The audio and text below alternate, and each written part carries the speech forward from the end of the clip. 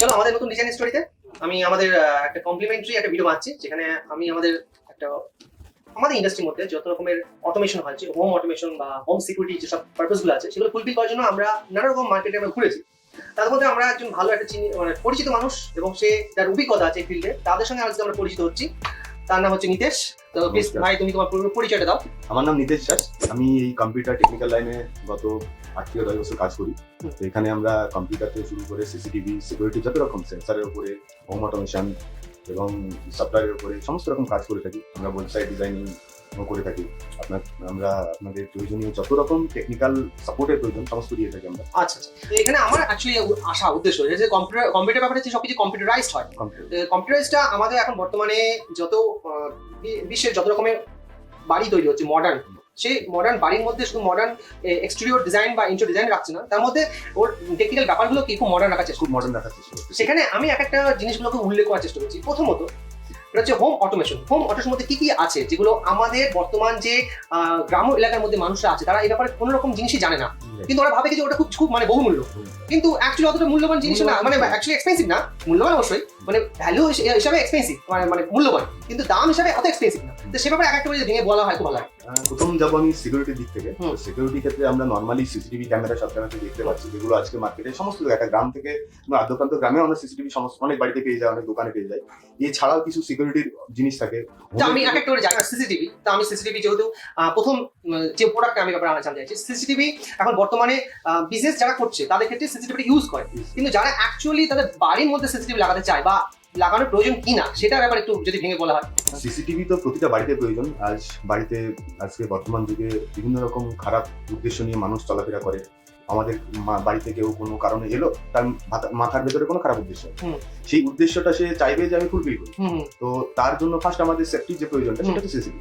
আমরা সবসময় নজর রাখতে পারি না, একটা মানুষ বাড়িতে এলো তার পেছনে আমরা একটা লোক রাখতে পারি না, কিন্তু অটোমেটিক্যালি তাকে মনিটরাইজ করার জন্য বা তাকে চোখে রাখার জন্য আমরা সিসিটিভি ইউজ করতে পারি। সেটা প্রয়োজনীয় আজকের দিনে সব থেকে বেশি প্রয়োজনীয় সিসিটিভি। তো এই সিসিটিভির মধ্যে কিছু প্রোডাক্ট আমাদের কাছে অ্যাভেলেবল। যেমন ঘরের জন্য যে প্রোডাক্ট গুলো আছে, বাড়িতে নর্মালি ইউজ হয় সব থেকে বেশি এই প্রোডাক্ট আপনারা দেখতে পাচ্ছেন। এটা ইজেড ভিআইজেড এর প্রোডাক্ট আছে, TY1 প্রোডাক্ট আছে। তো এই প্রোডাক্ট গুলো 360 ডিগ্রি মুভেবল। আপনি মোবাইল থেকে কানেক্ট করে আপনি 360 ডিগ্রি ঘোরাতে পারবেন, আপনার যখন ইচ্ছা অটোমেটিক রোটেটও করাতে পারবেন। এটা মেমোরি কার্ড লেগে যাবে, তাতে ডেটা স্টোরেজ থেকে যাবে।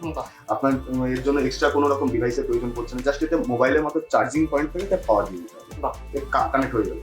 এছাড়া এখান থেকে 2-way টকিং এর রাস্তা আমরা পেয়ে যাচ্ছি, যেখানে আমরা কথা বলতে পারবো এবং কথা শুনতে পারবো। কে কি বলছে আমরা সেগুলো দেখতে পারবো।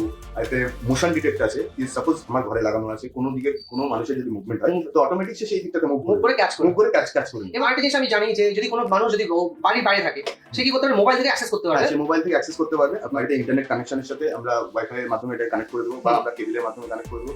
আপনি অল ওভার ওয়ার্ল্ড যেখানেই থাকুন না কেন, আপনার মোবাইলে যদি ডেটা থাকে বা আপনার ল্যাপটপে যদি ডেটা থাকে, আপনি সেখান থেকে এটাকে মনিটরাইজ করতে দেখতে পারবেন।